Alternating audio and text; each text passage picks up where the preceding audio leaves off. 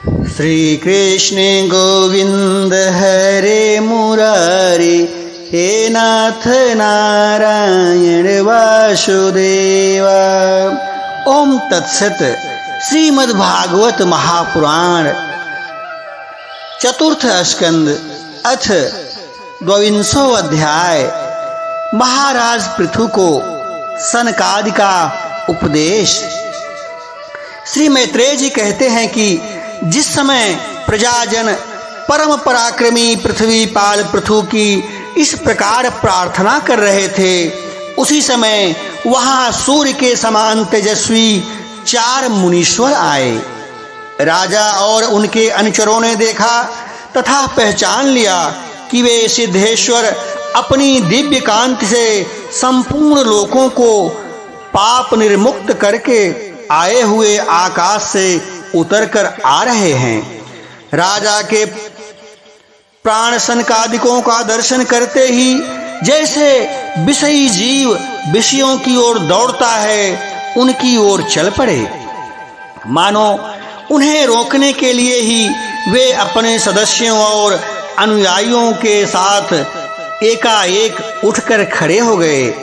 जब मुनिगण अर्घ स्वीकार कर आसन पर विराज गए, तब शिष्टाग्रणी पृथु ने उनके गौरव से प्रभावित हो विनयवश गर्दन झुकाए हुए उनकी विधिवत पूजा की।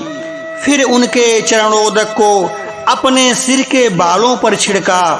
इस प्रकार शिष्ट जनोचित आचार का आदर तथा पालन करके उन्होंने यही दिखाया कि सभी सत्पुरुषों को ऐसा व्यवहार करना चाहिए। सनकादि मुनीश्वर भगवान शंकर के भी अग्रज हैं। सोने के सिंहासन पर वे ऐसे सुशोभित हुए जैसे अपने अपने स्थानों पर अग्नि देवता। महाराज पृथु ने बड़ी श्रद्धा और संयम के साथ प्रेम पूर्वक उनसे कहा। पृथु ने कहा कि मंगल मूर्ति मुनीश्वरों, आपके दर्शन से तो योगियों को भी दुर्लभ है। मुझे तो ऐसा क्या पुण्य बना है जिसमें स्वतः आपका दर्शन प्राप्त हो गया। जिस पर ब्राह्मण अपना अनुचरों के सहित श्री शंकर या विष्णु भगवान प्रसन्न हों, उसके लिए इहलोक और परलोक में कौन सी वस्तु दुर्लभ है। इस दृश्य प्रपंच के कारण महत्वादि यद्यपि सर्वगत है, तो भी वे सर्वसाक्षी आत्मा को नहीं देख सकते। इसी प्रकार यद्यपि आप समस्त लोकों में विचरते रहते हैं, तो भी अनधिकारी लोग आपको देख नहीं पाते। जिनके घरों में आप जैसे पूज्य पुरुष उनके जल तृण पृथ्वी गृह स्वामी अथवा सेवकादि किसी अन्य पदार्थ को स्वीकार कर लेते हैं, वे गृहस्थ धनहीन होने पर भी धन्य हैं। जिन घरों में कभी भगवत भक्तों के परम पवित्र चरणोदक के छीके नहीं पड़े, वे सब प्रकार की रिद्धि सिद्धियों से भरे होने पर भी ऐसे वृक्ष के समान हैं कि जिन पर सांप रहते हैं। मुनीश्वरों, आपका स्वागत है। आप लोग तो बाल्यावस्था से ही मोक्षियों के मार्ग का अनुसरण करते हुए एकाग्रचित्त से ब्रह्मचर्य आदि महान व्रतों का बड़ी श्रद्धा पूर्वक आचरण कर रहे हैं। स्वामियों, हम लोग अपने कर्मों के वशीभूत होकर विपत्तियों के क्षेत्र रूप इस संसार में पड़े हुए केवल इंद्रिय संबंधी भोगों को ही परम पुरुषार्थ मान रहे हैं। सो क्या करें, हमारे निस्तार का भी कोई उपाय है। आप लोगों से कुशल प्रश्न करना उचित नहीं है, क्योंकि आप निरंतर आत्मा में ही रमण करते हैं। आप में यह कुशल है, वह अकुशल है, इस प्रकार की वृत्तियां कभी भी नहीं हैं। आप संसार नल से संतप्त जीवों के परम सुहृद हैं, इसीलिए आप में विश्वास करके मैं यह पूछना चाहता हूँ कि इस संसार में मनुष्य का किस प्रकार सुगमता से कल्याण हो सकता है। यह निश्चय है कि जो आत्मवान धीर पुरुषों में आत्मा रूप से प्रकाशित होते हैं और उपासकों के हृदय में अपने स्वरूप को प्रकट करने वाले हैं, वे अजन्मा भगवान नारायण ही अपने भक्तों पर कृपा करने के लिए आप जैसे सिद्ध पुरुषों के रूप में इस पृथ्वी पर विचरा करते हैं। श्री मैत्रेय जी कहते हैं कि राजा पृथु के ये युक्त गंभीर परिमित और मधुर वचन सुनकर श्री सनत कुमार जी बड़े प्रसन्न हुए और मुस्कुराते हुए कहने लगे। श्री सनत कुमार जी ने कहा कि महाराज, आपने सब कुछ जानते हुए भी समस्त प्राणियों के कल्याण की दृष्टि से बड़ी अच्छी बात पूछी है। सच है, साधु पुरुषों की बुद्धि ऐसी ही हुआ करती है। सत्पुरुषों का समागम श्रोता और वक्ता दोनों को ही अभिमत होता है, क्योंकि उसके प्रश्नोत्तर सभी का कल्याण करते हैं। राजन, श्री मधुसूदन भगवान के चरण कमलों के गुणानुवाद में अवश्य ही आपकी अविचल प्रीति है। हर किसी को इसका प्राप्त होना बहुत कठिन और प्राप्त हो जाने पर यह हृदय के भीतर रहने वाले उस वासना रूप मल को सर्वथा नष्ट कर देती है, जो और किसी उपाय से जल्दी नहीं छूटता। शास्त्र जीवों के कल्याण के लिए भली भांति विचार करने वाले हैं। उनमें आत्मा से भिन्न देहादि के प्रति वैराग्य तथा अपने आत्मस्वरूप निर्गुण ब्रह्म में सदृढ़ अनुराग होना, यही कल्याण का साधन निश्चित किया गया है। शास्त्रों का यह भी कहना है कि गुरु और शास्त्रों के वचनों में विश्वास रखने से, भगवत धर्मों का आचरण करने से, तत्व जिज्ञासा से, ज्ञान योग की निष्ठा से, योगेश्वर श्री हरि की उपासना से, नित्य प्रति पूर्ण कीर्ति श्री भगवान की पावन कथाओं को सुनने से, जो लोग धन और इंद्रियों के भोग में ही रत रहते हैं, उनकी गोष्ठी में प्रेम न रखने से, उन्हें प्रिय लगने वाले पदार्थों का आसक्ति पूर्वक ग्रहण न करने से, भगवत गुणामृत का पान करने के सिवा अन्य समय आत्मा में ही संतुष्ट रहते हुए एकांत सेवन से, प्रेम रखने से, किसी भी जीव को कष्ट न देने से, निवृत्त निष्ठा से, आत्महित का अनुसंधान करते रहने से, श्री हरि के पवित्र चरित्र श्रेष्ठ अमृत का आस्वादन करने से, निष्काम भाव से यम नियमों का पालन करने से, कभी किसी की निंदा न करने से, योगक्षेम के लिए प्रयत्न न करने से, शीतोष्णादि द्वंद्वों को सहन करने से, भक्तजनों के कानों को सुख देने वाले श्री हरि के गुणों का बार बार वर्णन करने से और बढ़ते हुए भक्तिभाव से मनुष्य का कार्य कारण रूप संपूर्ण जड़ प्रपंच से वैराग्य हो जाता है और आत्मस्वरूप निर्गुण पर ब्रह्म में अनायास ही उनकी प्रीति हो जाती है। पर ब्रह्म में सुदृढ़ प्रीति हो जाने पर पुरुष सद्गुरु की शरण लेता है। फिर ज्ञान और वैराग्य के प्रबल वेग के कारण वासना शून्य हुए अपने अविद्यादि 5 प्रकार के क्लेशों से युक्त अहंसात्मक अपने लिंग शरीर को वह उसी प्रकार भस्म कर देता है, जैसे अग्नि लकड़ी से प्रकट होकर फिर उसी को जला डालती है। इस प्रकार लिंग देह का नाश हो जाने पर वह उसके कृत्यवाद सभी गुणों से मुक्त हो जाता है। फिर तो जैसे स्वप्नावस्था में तरह तरह के पदार्थ देखने पर भी उससे जग पड़ने पर उसमें कोई चीज दिखाई नहीं देती, उसी प्रकार वह पुरुष शरीर के बाहर दिखाई देने वाले घटपट आदि और भीतर अनुभव करने वाले सुख दुखादि को भी नहीं देखता। इस स्थिति के से प्राप्त होने पर पहले ये पदार्थ ही जीवात्मा और परमात्मा के बीच में रहकर उसका भेद कर रहे थे। जब तक अंतःकरण रूप उपाधि रहती है, तभी तक पुरुष को जीवात्मा, इंद्रियों के विषय और उन दोनों का संबंध कराने वाले अहंकार का अनुभव होता है, इसके बाद नहीं। बाह्य जगत में भी देखा जाता है कि जल, दर्पण आदि निमित्तों के रहने पर भी अपने बिंब और प्रतिबिंब का भेद दिखाई देता है, अन्य सब नहीं। जो लोग विषय चिंतन में लगे रहते हैं, उनकी इंद्रियां विषयों में फंस जाती हैं तथा मन को भी उनकी ओर खींच ले जाती हैं। फिर तो जैसे जलाशय के तौर पर उगे हुए कुशादि अपनी जड़ों से उनका जल खींचते रहते हैं, उसी प्रकार इंद्रियासक्त मन बुद्धि की विचार शक्ति को क्रमशः हर लेता है। विचार शक्ति के नष्ट हो जाने पर पूर्वापर की स्मृति वाली रहती है और स्मृति का नाश हो जाने पर ज्ञान नहीं रहता। इस ज्ञान को नाश करने को ही पंडित जन अपने आप अपना नाश करना कहते हैं, जिसके उपदेश से अन्य सब पदार्थों में प्रियता का बोध होता है। उस आत्मा का अपने द्वारा ही नाश होने से जो स्वार्थ हानि होती है, उससे बढ़कर लोक में जीव की और कोई हानि नहीं होती है।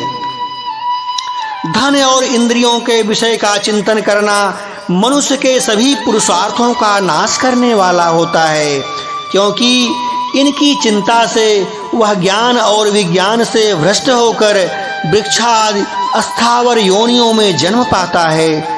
इसलिए जिसे अज्ञानांधकार से पार होने की इच्छा हो, उस पुरुष को विषयों में आसक्ति कभी नहीं करनी चाहिए, क्योंकि यह धर्म, अर्थ, काम और मोक्ष की प्राप्ति में बड़ी बाधक है।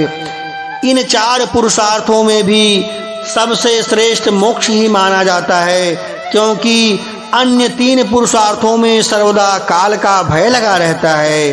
प्रकृति में गुणक्षोभ होने के बाद जितने भी उत्तम और अधम भाव पदार्थ प्रकट हुए हैं, उनमें कुशल से रह सके ऐसा कोई भी नहीं है।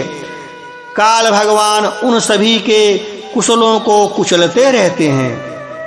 अतः राजन, जो भगवान देह, इंद्रिय, प्राण, बुद्धि और अहंकार से आवृत सभी अस्थावर जंगम प्राणियों के हृदय में जीव के नियामक अंतर्यामी आत्मा रूप से सर्वत्र साक्षात प्रकाशित हो रहे हैं, उन्हें तुम वह मैं ही हूँ ऐसा जानो। जिस प्रकार माला का ज्ञान हो जाने पर उसमें सर्प बुद्धि नहीं रहती, उसी प्रकार विवेक हो जाने पर जिसका कहीं पता नहीं लगता, ऐसा यह मायामय प्रपंच जिससे कार्य कारण रूप में प्रतीत हो रहा है और जो स्वयं कर्म फल कलुषित प्रकृति से परे है, उस नित्य मुक्त निर्मल और ज्ञान रूप परमात्मा को मैं प्राप्त हो रहा हूँ। संत महात्मा जिनके चरण कमलों में अंगुल दल की छटकती हुई छटा का स्मरण करके अहंकार रूप हृदय ग्रंथि को जो कर्मों से गठित है, इस प्रकार छिन्न भिन्न कर डालते हैं कि समस्त इंद्रियों का प्रत्याहार करके अपने अंतःकरण को निर्विषय करने वाले सन्यासी भी वैसा नहीं कर पाते। तुम उन सर्वाश्रय भगवान वासुदेव का भजन करो। जो लोग मन और इंद्रिय रूप मगरों से भरे हुए इस संसार सागर को योगादि दुष्कर साधनों से पार करना चाहते हैं, उनका उस पार पहुंचना कठिन ही है, क्योंकि उन्हें कर्णधार रूप श्री हरि का आश्रय नहीं है। अतः तुम तो भगवान के आराधनीय चरण कमलों का नौका बनाकर अनायास ही इस दुस्तर समुद्र को पार कर लो। श्री मैत्रेय जी कहते हैं कि विदुर जी ब्रह्मा जी के पुत्र आत्मज्ञानी सनत कुमार जी से इस प्रकार आत्म तत्व का उपदेश पाकर महाराज पृथु ने उनकी बहुत प्रशंसा करते हुए कहा। महाराज पृथु ने कहा कि भगवान दीन दयाल श्री हरि ने मुझ पर पहले कृपा की थी, उसी को पूर्ण करने के लिए आप लोग पधारे हैं। आप लोग बड़े ही दयालु हैं। जिस कार्य के लिए आप लोग पधारे हैं उसे आप लोगों ने अच्छी तरह संपन्न कर दिया है। अब इसके बदले में मैं आप लोगों से क्या मांगूं? और मैं आपको क्या दूं? मेरे पास तो शरीर और इसके साथ जो कुछ है वह सब महापुरुषों का प्रसाद ही है। ब्राह्मण, प्राण, स्त्री, पुत्र, सब प्रकार की सामग्रियों से भरा हुआ भवन, राज्य, सेना, पृथ्वी और कोश, यह सब कुछ आप लोगों का ही तो है। अतः आपके श्री चरणों में अर्पित है। वास्तव में सेनापतित्व, राज्य, दंड विधान और संपूर्ण लोकों के शासन का अधिकार वेद शास्त्रों के ज्ञाता ब्राह्मणों को ही है। ब्राह्मण अपना ही खाता है, अपना ही पहनता है और अपनी ही वस्तु दान देता है। दूसरे क्षत्रिय आदि को तो उसकी कृपा को अन्न खाने को पाते हैं। आप लोग वेद के परगामी हैं। आपने आध्यात्म तत्व का विचार करके हमें निश्चित रूप से समझा दिया है कि भगवान के प्रति इस प्रकार की अभेद भक्ति ही उसकी उपलब्धि का प्रधान साधन है। आप लोग परम कृपालु हैं। अतः अपने इस दीनोद्धार रूप कर्म से ही सर्वदा संतुष्ट रहे हैं। आपके इस उपकार का बदला कोई क्या दे सकता है? उसके लिए प्रयत्न करना ही अपनी हंसी करना ही है। श्री मैत्रेय जी कहते हैं कि विदुर जी, फिर आदिराज पृथु ने आत्मज्ञानियों में श्रेष्ठ सनकादि की पूजा की और वे उन्हें शील की प्रशंसा करते हुए लोगों के सामने ही आकाश मार्ग से चले गए। महात्माओं में अग्रगण्य महाराज पृथु उनसे आत्मोपदेश पाकर चित्त को एकाग्रता से आत्मा में ही स्थित रहने के कारण अपने को कृत्य सा अनुभव करने लगे। वे ब्रह्मर्पण बुद्धि के समय स्थान, शक्ति, न्याय और धन के अनुसार सभी कर्म करते थे। इस प्रकार एकाग्रचित से समस्त कर्मों का फल परमात्मा को अर्पण करके आत्मा को कर्मों का साक्षी एवं प्रकृति से अतीत देखने के कारण वे सर्वदा निर्लिप्त रहे।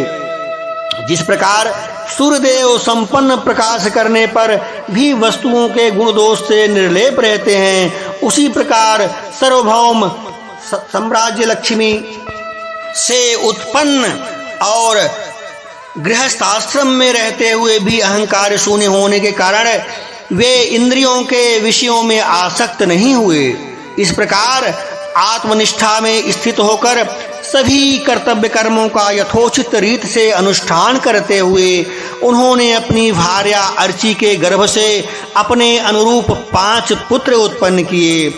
उनके नाम विजिताश्व, धूम्रकेश, हर्यक्ष, द्रविड़ और वृक थे। महाराज पृथु भगवान के अंश थे। वे समय समय पर जब जब आवश्यक होता था जगत के प्राणियों की रक्षा के लिए अकेले ही समस्त लोकपालों के गुण धारण कर लिया करते थे। अपने उदार मन, प्रिय और हितकर वचन, मनोहर मूर्ति और सौम्य गुणों के द्वारा प्रजा का रंजन करते रहने से दूसरे चंद्रमा के समान उनका राजा यह नामक सार्थक हुआ था। सूर्य जिस प्रकार गर्मी से पृथ्वी का जल खींचकर वर्षा काल में उसे पुनः पृथ्वी पर बरसा देता है तथा अपनी किरणों से सबको ताप पहुंचाता है, उसी प्रकार वे कर रूप से राजा का धन लेकर उसे दुष्काल आदि के समय मुक्त हस्त से प्रजा के हित में लगा देते थे तथा सब पर अपना प्रभाव जमाए रखते थे। वे तेज में अग्नि के समान, दुर्धर्ष इंद्र के समान, अजय पृथ्वी के समान, क्षमाशील और स्वर्ग के समान मनुष्यों की समस्त कामनाएं पूर्ण करने वाले थे। समय समय पर प्रजाजनों को तृप्त करने के लिए वे मेघ के समान उनके अभिष्ट अर्थों को खुले हाथ से लुटाते रहते थे। वे समुद्र के समान गंभीर और पर्वतराज सुमेर के समान धैर्यवान भी थे। महाराज पृथु दुष्टों के दमन करने में यमराज के समान, आश्चर्यपूर्ण वस्तुओं के संग्रह में हिमालय के समान, कोष की समृद्धि करने में कुबेर के समान और धन को छिपाने में वरुण के समान थे। शारीरिक बल, इंद्रियों की पटुता तथा पराक्रम में सर्वत्र गतिशील वायु के समान, और तेज की असह्यता में भगवान शंकर के समान थे। सौंदर्य में कामदेव के समान, उत्साह में सिंह के समान, वात्सल्य में मनु के समान और मनुष्यों के आधिपत्य में सर्वसमर्थ ब्रह्मा जी के समान थे। ब्रह्म विचार में बृहस्पति, इंद्रिय यज्ञ में साक्षात श्री हरि तथा गौ, ब्राह्मण गुरुजन एवं भगवत भक्तों की भक्ति, लज्जा, विनय, शील एवं परोपकार आदि गुणों में अपने ही समान अनुपम थे। लोग त्रिलोकी में सर्वत्र उच्च स्वर से उनकी कीर्ति का गान करते थे। इससे वे स्त्रियों तक के कानों में वैसे ही प्रवेश पाए हुए थे जैसे सद्पुरुषों के हृदय में श्री राम। श्रीमद्भगवते महापुराणे पारमहंस्या संहिताया चतुर्थ स्कंदे पृथुचरिते द्वाविंशो अध्याय संपूर्णम्। गुरु वृंदावन बिहारी लाल की जय।